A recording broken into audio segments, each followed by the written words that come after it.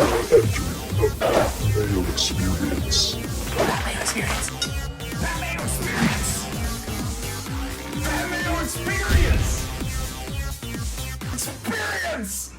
Welcome to the Pat Mayo Experience, presented by DraftKings. Week 11 Waiver Wire Pickup Rankings, NFL Injury Report, and a look ahead to the Fantasy Playoff Schedule, weeks 14 to 16. So maybe you want to make some pickups at defense or quarterback if you're playing the streaming game, or maybe some trade targets that you can go look at in the future. You can always use the time codes to figure that out, but I will let you know to smash the like button to the video and subscribe to Mayo Media Network. In the comment section, if you have an ad drop question, a trade question, leave that in there. I will get around to them in the next 24 hours if you want to partake in that sort of thing. But do you like PlayStation, and specifically PlayStation 5? If you go to my Twitter handle right now, at the PME, you will find a giveaway for a PlayStation 5. Yes, I highly recommend you go do this.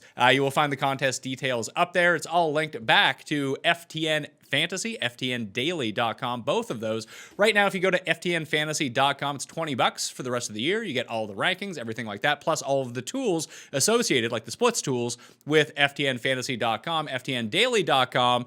It's also highly discounted right now because we are into week 11. Plus, if you use code Mayo, you get an extra discount off both of them. Highly suggest you go check those out.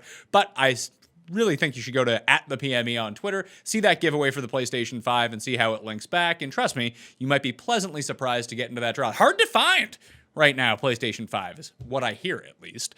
Pat Mayo Experience Listeners League link is in the description of the video and podcast. Fills very quickly. The no rate contest, best contest on DraftKings, so I highly recommend you get into that as well. Masters recap is already out with Jeff Feinberg if you want to check it, plus all of the first look at the RSM Classic later on Monday on Mayo Media Network. So if you want to get into all of this, obviously follow me on Twitter at the PME and subscribe to Mayo Media Network on YouTube. If you're watching this, might as well subscribe, right? Help us out.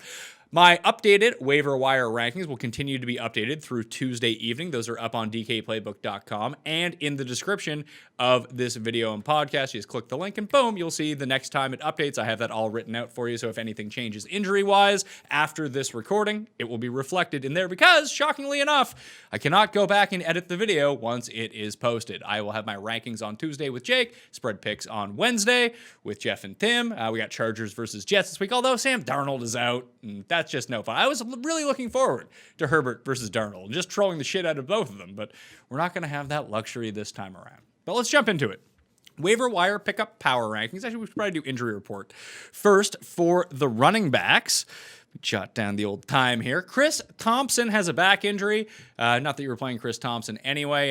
My guy, Dare, ended up coming into play the Chris Thompson role against the Packers, but it was still just all James Robinson. We'll get to the snap shares in a second. Jermichael Hasty broke his collarbone, so he's going to be out for an extended period of time. Christian McCaffrey may return this week for Carolina. Joe Mixon could return also. They both missed week 10 with their rib/shoulder injury for McCaffrey and the foot injury that continues to linger for Joe Mixon. Chris Carson and Carlos Hyde. It's a quick turnaround this week for them on Thursday evening, so they could miss another week, and we saw Alex Collins end up leading that backfield this week. It's a situation to probably stay away from unless you got a really good beat on what's going on this week. So it was DJ Dallas, then it was Travis Homer, then it was Alex Collins. Maybe it switches back to DJ Dallas again. I don't know. No one knows at this point. It seems like they don't know going into the game, so it's not a reliable situation to really put any money down on. David Montgomery will not play on Monday evening. Maybe he'll pass concussion protocol and be ready for week 11.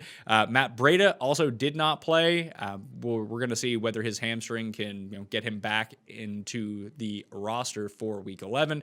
But that's a wait-and-see situation. Justin Jackson, David Johnson, Tevin Coleman, Myles Gaskin, Devonta Freeman, Austin Eckler, and Raheem Mostert all missed week 10. Eckler looks like I at least saw a video of him running. That's good news with his hamstring injury. So maybe he's close to coming back if you're still in the mix, or there's a trade deadline coming up and those players, the Austin Eckler owner in your league is like on the fringe, not sure when he's going to be back. Maybe you can pry away Austin Eckler for not little to nothing, probably like 70% of what he's worth.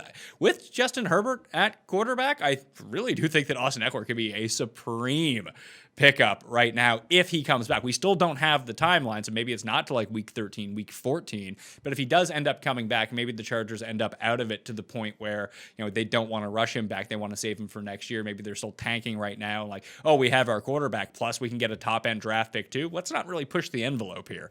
I don't know what the situation is going to be, but he would be a trade target for me, especially in PPR formats, just with the way that they run this offense right now. Like, they clearly hate Josh Kelly, and frankly, Kalen Ballage, not very good. Justin Jackson now on injured reserve. That there is opportunity there. Troy Maine-Pope returned in week 10, but didn't play anything besides special team snaps. So it's just a really confusing situation. You'd think with Eckler back, he goes back into a 65+% role in the backfield in terms of snap share, and then all of a sudden you're looking pretty good. Probably inherited a top 10 running back, and the owner of Eckler in your league just might be so frustrated at this point that you don't really know what's going on. Oh, David Montgomery will not play in week 11, by the way, because the Bears are on bye week. What am I thinking here? Buffalo, San Francisco, the Giants, and the Bears all on bye week. Waiver wire pickups for week 11. I have Wayne Gallman, despite the Giants being on bye, as the number one pickup.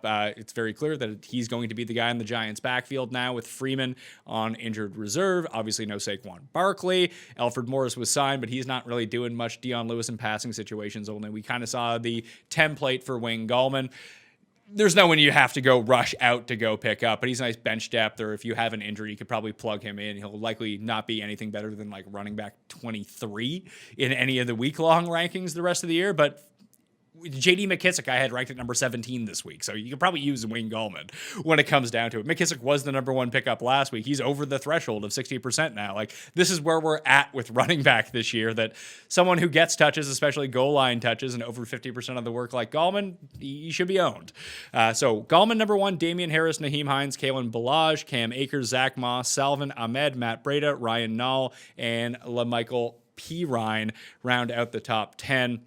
Really, with Hines, what are you really going to do? You either play him or you don't play him. I know that seems kind of rudimentary when you break it down, but he has this big game potential that we've seen. He played over 50% of the snaps for the Colts last week, but if it just reverses itself and he's the third man on the totem pole next week, like, that's not going to be super stunning. But again, this is the situation where we've been left at running back. Like, when you look at the Colts backfield or the Ravens backfield, I mean, now that the San Francisco backfield has kind of figured itself out a little bit, going into the bye week, we'll see how it comes out. Coleman and Mostert will likely be back coming out of that bye week, thus creating confusion. Again, there are so many splits that you just can't trust any of these guys in fear of having like a 2-point day in your lap. Like, even Damian Harris, I would have him at number one. He looks the best of all of these guys, but at the same time, Rex Burkhead scores 2 touchdowns, and they're not getting Harris the goal line work. Sony Michel is going to be coming back, so now they're going to have 4 guys in the backfield. Like, that's not a situation you want to be involved with unless it is absolutely necessary. The Seattle backfield until Carson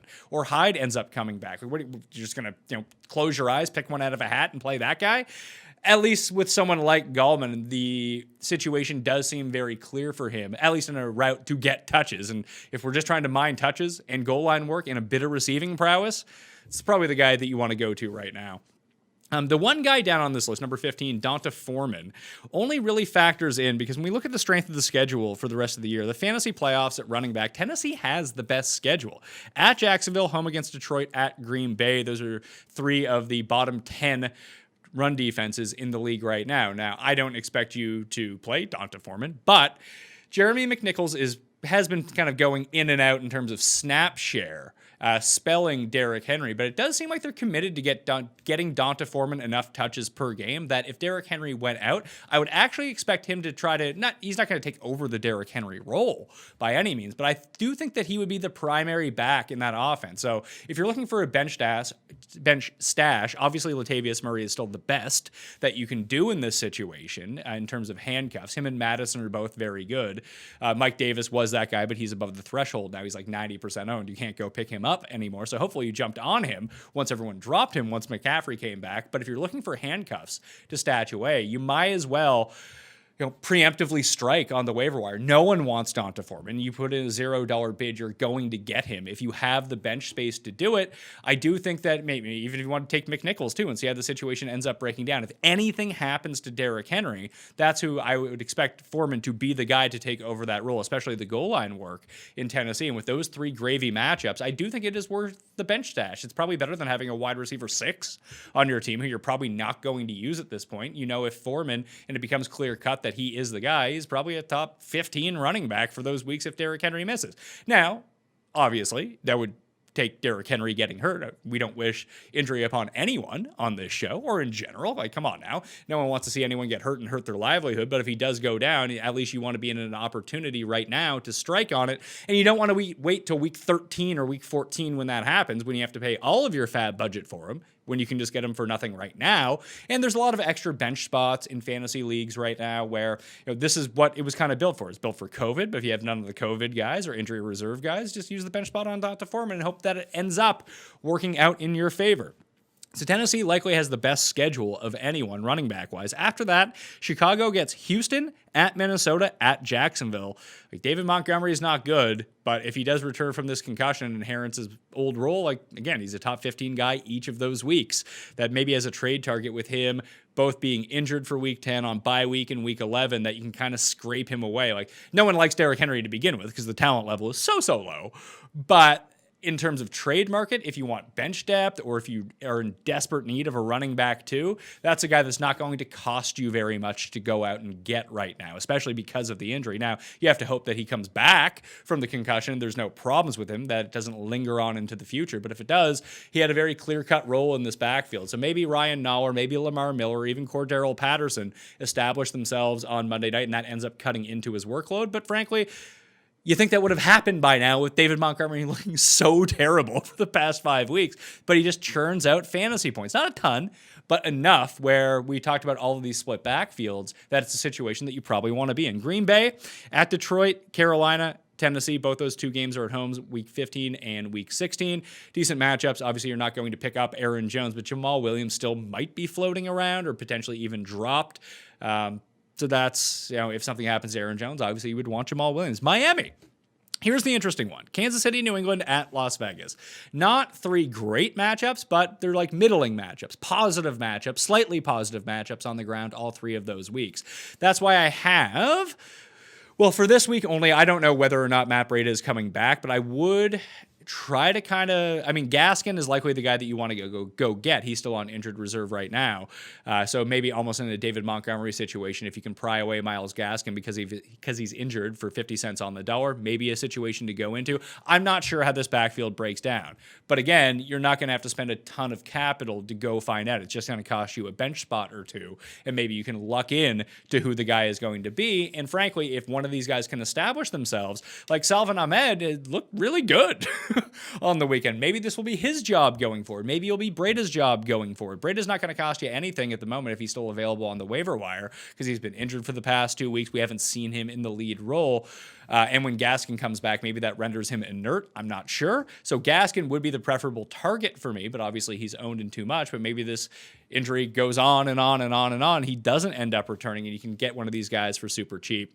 If we look at these snap shares for the week, Duke Johnson ended up playing the most snaps, percentage-wise. 95% of the snaps for Houston didn't make a difference. He was terrible. We've seen this with Duke Johnson. Every time that he's become the lead back in an offense, he's just been horrible. It's almost like the old Lamar Miller effect, that he was just better in minimal dosage. He was more efficient that way. That efficiency doesn't carry over for him when he is the lead back. He's still a viable option as like a top 20 guy with David Johnson on injured reserve, but it's not like you got to play Duke Johnson. You got to get him in there. You might have better options than Duke Johnson. Worth owning, of course.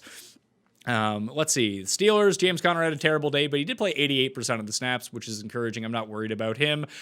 With the Jags, Salvon Ahmed played 77% of the snaps. Malcolm Perry actually played 40% of the snaps for the Dolphins in a lot of 2-back sets with Tua on the field. So maybe that's a situation where maybe Ahmed goes back to the bench once Breda is healthy and Gaskin is back, but you might see some more Gaskin and Breda backfields, 2 running back sets, just because Preston Williams is on injured reserve, and you just get more receiving options. We do know that they like to use Matt Breda in the receiving game sometimes. That's what his best role is as a player, so maybe that's a way that they can get him more involved. Then you don't see as much Ahmed or Perry or Patrick Laird once everyone is back healthy. Kalen Ballage played 73% of the snaps, but the really concerning ones here.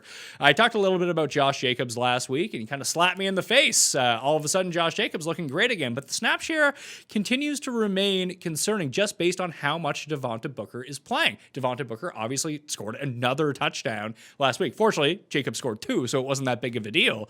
But once again, Josh Jacobs, 60% of the snaps. Devontae Booker, 35% of the snaps. It's eating a lot into it that if he doesn't have these 2 touchdown games, he was involved in the receiving game, which is really nice.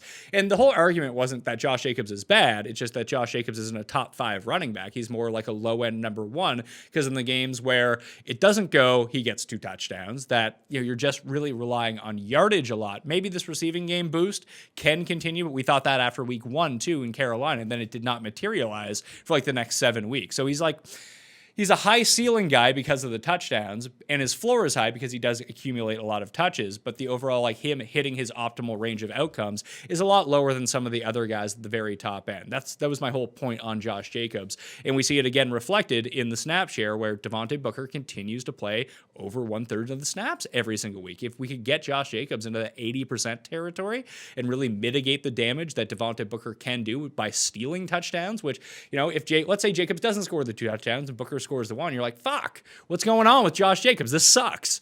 Obviously, he is a running back 1, but he's in that sort of Nick Chubb territory, except the difference is that Cleveland is very much committed to the run, and they're going to get Nick Chubb ample opportunity every single game. But his lack of receiving upside really does come back to hurt him on the overall scope of things when we're trying to project out who the very best of the running backs are going to be. Other interesting notes, after Fournette played more than Ronald Jones had the big run, but did play more and started the game, played 57% of the snaps. Leonard Fournette played 38% of the snaps in the Tampa backfield. Nick Chubb actually fell behind Kareem Hunt. Hunt actually played 57% of the snaps, Chubb only 45%. I still like Chubb more going forward. He's going to get most of the goal line work, and he has that big, we saw it at the end of the game. I know he stepped out at the 1-yard line, but his ability to break off big runs is basically unmatched, except for Saquon Barkley at this point of running backs in football. It seems like he just has one big one every game. Just they pound him. Derrick Henry too, obviously. Just pound, and then boom, the hammer gets laid down and just takes one missed tackle and he's gone. So that's always the upside that comes along with him. That's something he possesses over Josh Jacobs too. We just don't see that from Josh Jacobs, like the 80-yard run, where it seems like the Henrys, the Barkleys, and the Nick Chubbs kind of break those ones out, and that does increase their upside week after week after week. Patriots backfield, we had Damian Harris 55, Rex Burkhead 36, James White 18. Again with Sony Michel returning, and just Cam isn't running as much, but he can always get himself back going on the ground and steal touchdowns away, which is really the valuable point of this, that it just makes a lot of them unplayable. Melvin Gordon played 56 to Phillip Lindsay's 30%, and Royce Freeman played 15%. None of those guys are overly startable, especially with Drew Lock now potentially missing this week. I had mentioned Alex Collins, played 48% of the snaps, DJ Dallas 32%, Travis Homer 11%, until the main guys come back. Not a situation you want to be involved with. The Ravens was stupid because Justice Hill started getting run in that game after Ingram came back. So it was Dobbins 41%, Ingram 27%, Gus Edwards 23%, and then some Justice Hill, plus Lamar Jackson taking carries away on the ground. Not a situation you can rely on going forward. And same as the Rams backfield. Malcolm Brown, 41%. Darrell Henderson, 33%. Cam Akers, 26%. Like, that's not great at all, especially when their roles seem to get divvied up. Like, Akers looked the best on the ground, but then Henderson's going to steal a touchdown. Malcolm Brown's going to steal a touchdown. Malcolm Brown's going to get involved in the receiving game like week after week. It's great for a real life team. I understand why they do it for fantasy purposes. It's just absolute dog shit. It's terrible. And Zach Moss played more than Singletary, but it was 53 to 47%. Again, Bills running backs are kind of useless unless they score touchdowns. And if they're not scoring touchdowns, they are just a drag on your fantasy team. Let's switch over to wide receivers for the week, and we look at the injury report. We have Danny Amendola, who I enjoyed for DFS purposes this week, but he hurt his hip and had to leave the game. He's questionable for the upcoming week. John Brown hurt his ankle against the Cardinals. The Bills are on bye week 11, so he should be fine coming out of that. Traquan is not going to get the Jameis experience because he had a concussion, probably not going to play in week 11. Chenault missed the game with a hamstring injury. He might miss another game. We'll see. It appeared like he was close. He practiced in a limited fashion during the week, but was still sat against the Green Bay Packers. And with Luton in the lineup, I mean, TJ Chark's going to get his, and Chris Conley really has been a benefactor of Chenault being out and Luton taking over. He's just seeing a lot of targets week after week. I would expect if Chenault came back, he pushes Conley back over to the sideline. So Chenault could be a good start here and a lot of positive game scripts for that passing game in Jacksonville. Expect Calvin Ridley to be back for week 11. Not sure yet about Kenny Golladay, who's missed the last 2 games. Sammy Watkins should return this week for the Chiefs, coming off a bye and missing the previous 3 games. Adam Humphries, still no word on him with his concussion and head injury. Preston Williams on injured reserve. Julian Edelman on injured reserve. Deebo Samuel did not play against the Saints. They go on to bye week. He should be fine coming out of it. He is available to go pick up. I would go pick up even with Mullins or Beathard at quarterback. Deebo, I do think, is better than Ayuk. Ayuk is just putting up some decent totals right now because of volume, because there is literally no one else to throw the ball to. I think just Deebo is a higher talented player. They're both good, and they're both probably playable. I just still prefer Deebo. And Alan Lazard, who we will see is my number 1 waiver wire pickup this week, should return for the Packers moving forward. Maybe he traveled with the team to San Francisco. I thought he would play in week 10 against Jacksonville. Obviously, that was not the case, but he should be back eventually. We saw Scantling put up, a giant game against the Jags, and that's usually Lazard's role. Not the big play type of guy, but he tends to get more involved on a week-to-week consistency basis. At least that's what we saw earlier in the year from Alan Lazard. So he's the number 1 waiver wire pickup. Michael Pittman, number 2. Deebo Samuel, number 3. Corey Davis. Cole's hole. Cole Beasley. Not the Bees! That's what the Cardinals were saying on 3rd down during the final quarter. Just Cole Beasley making amazing catches. 3 100-yard games so far this season. If John Brown continues to be banged up, when was the last time John Brown finished a game? He keeps, limited practice. Oh, he's going to start. John Brown looks pretty good. Oh, he's hurting on the sidelines. Now it's Cole Beasley time. They're going to continue to rely on the pass like they've done over the past few weeks. I know they're going on to bye week, but for the stretch run, Cole Beasley should be pretty good. Josh Reynolds, he's seeing more targets than Robert Woods right now. And going back to 11 personnel for the Rams has really made Josh Reynolds the biggest benefactor of all of this. He is back involved in the receiving game. He is the one who's seeing air yards from Jared Goff down the field. So Josh Reynolds at number 6, Tim Patrick, Sammy Watkins, Jalen Reagor, and Jacoby Myers, number 10. I'm not sure if Edelman's coming back or not. Myers has been really good. He threw a touchdown pass. That's always nice to see. Just they're involving him in different ways, and he only trails Devontae Adams in terms of target share per routes run over the past 2 weeks since N'Keal Harry went down, and Harry was back, didn't do anything. So Jacoby Myers, pretty good. Not going to lie to you. Jakeem Grant, number 11, KJ Hamler, number 12, Darnell Mooney, number 13. We'll see what the status for Allen Robinson is Monday night. I would expect him to play, but if he doesn't, Darnell Mooney, it might just be a decent pickup anyway, because if we look at the wide receiver strength of schedule for the rest of the season, we have Cincinnati actually probably has the best one. We saw T. Higgins put up some decent numbers against Pittsburgh. That's not a great Week 15 matchup, but surrounding that, they're against Dallas at home in Week 14, at Houston in Week 16, so both pretty nice. The Chargers have Atlanta, Vegas, and Denver Weeks 14 to 16. Tampa Bay has Minnesota, Atlanta, and Detroit. Chicago, Houston, Minnesota, and Jacksonville. 3 pretty good matchups for receivers for Nick Foles. Maybe Trubisky will be back healthy at that point. They turn the keys back over to him. So Darnell Mooney, if he continues to see the target share that he's been seeing, or if for some reason Allen Robinson gets hurt, he is someone that you could feasibly end up playing as a flex play, a wide receiver 3 in deeper leagues, and he's free right now. And if you play in some leagues where you can still have the ability to pick up players who haven't played yet, you can just go at them off waivers right now before the Monday night game, if that is the league settings that your league is involved with. If not, obviously, you have to put the $2 into him, especially if he doesn't go off on Monday night.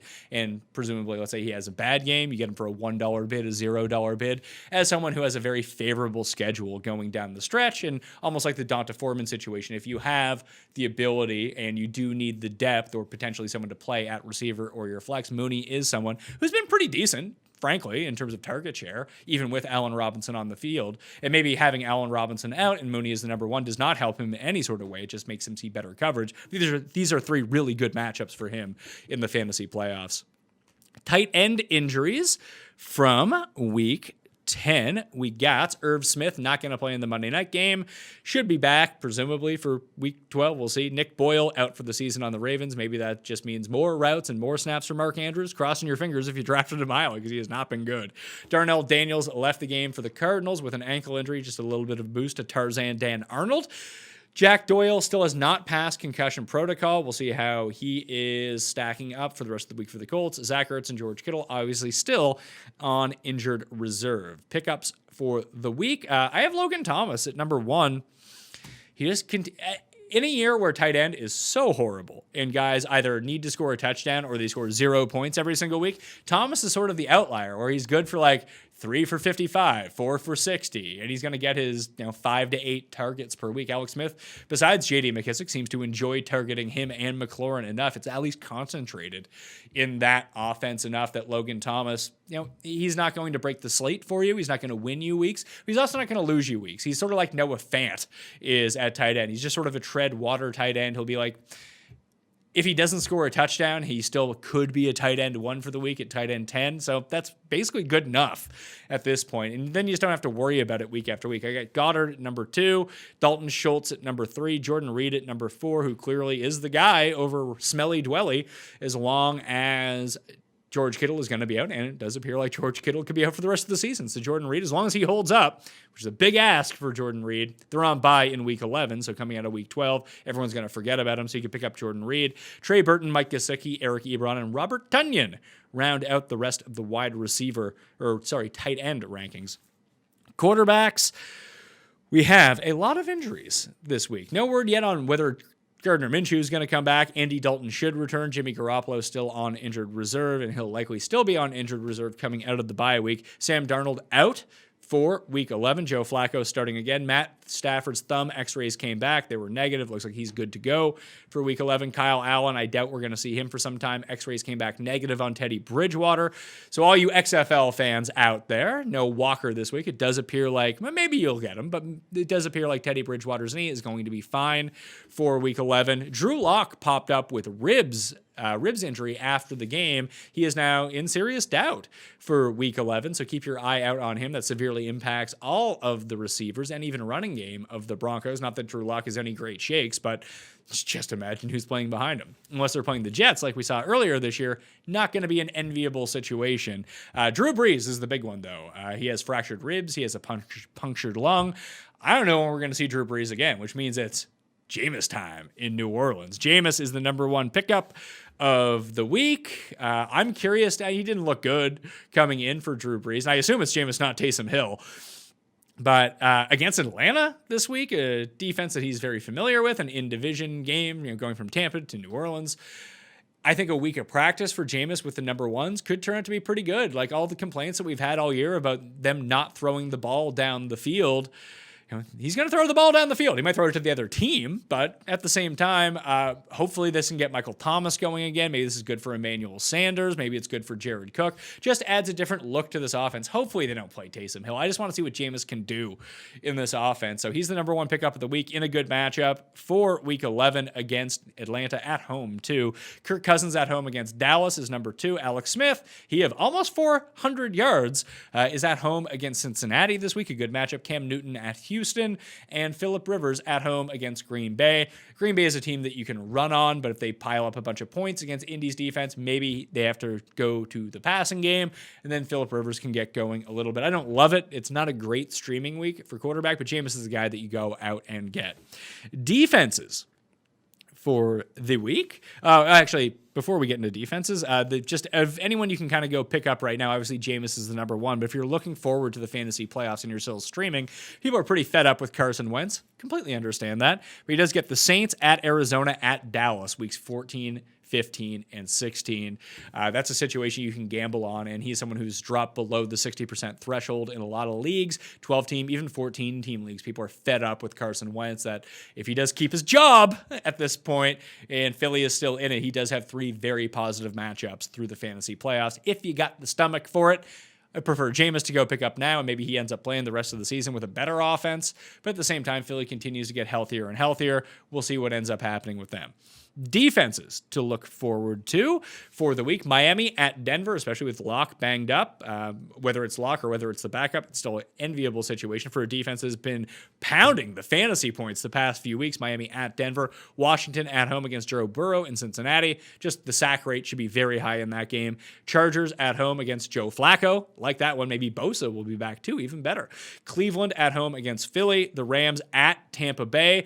We've seen Brady struggle with teams that can get a lot of pressure on him, and we know that the Rams can get a lot of pressure. Plus, when we jump forward to the fantasy playoffs, just because of the matchups that the Rams have had the past 2 weeks, they were dropped in a lot of situations. I like them against Seattle and their bad offensive line last week, but still, they're only around like 23% owned. Savvy fantasy owners will probably have stashed the Rams, but if they're still available, they are a good defense for this week and in the fantasy playoffs as well. I don't hate them against the Bucs here. I'd say the Bucs against the Rams, but the Bucs are very clearly already owned, like 95% owned, so you can't go pick them up. Arizona at Seattle, just the sack base for Russell Wilson is very high. Minnesota against Dallas, and Philadelphia against Cleveland. Going forward to the fantasy playoffs, looking for defenses to pick up, Cleveland has the best slate. Baltimore in week 14. That one is worrisome, although the Ravens have looked completely out of sorts. At the Giants, week 15. And then here's the fun one. At the Jets, week 16. So Cleveland, widely available, a good pickup this week to play against Philadelphia. And weeks 15 and 16, that's a stash defense if you want to go do it. The Niners, presuming they get a little bit healthier here, or maybe they don't want to bring their guys back, but we'll see where they are coming out of their bye week. Washington at Dallas at Arizona. If they can get their pressure rate back up, even against Arizona, that is not a terrible matchup. We know that Kyler will turn the ball over.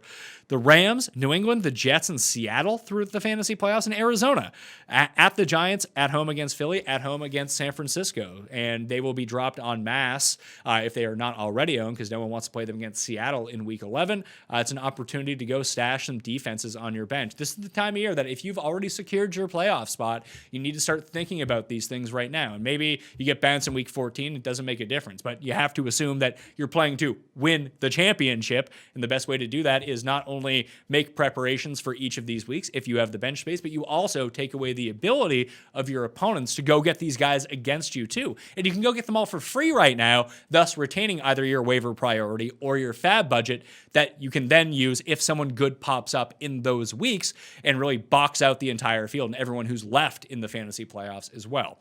That will do it on the Pat Mayo Experience Waiver Wire Pickup Show. Again, if you have a comment or a question about pickups or trades, leave that in the comment section. Smash the like button to the video as well, and subscribe to Mayo Media Network. The link to the waiver column and the link to the Pat Mayo Experience DraftKings Open is in the description of this video and podcast, so please go join those now. And if you want to get into the raffle for a PS5, hit up at the PME on Twitter. You can find the details up there right now. Hope you had a good week 10. I'm looking forward to week 11. We'll see you with the rest of the shows the rest of the week, and good luck if you're still hinging on Monday night. I'm Pat Mayo. I'll see you next time. Mayo Experience! Experience!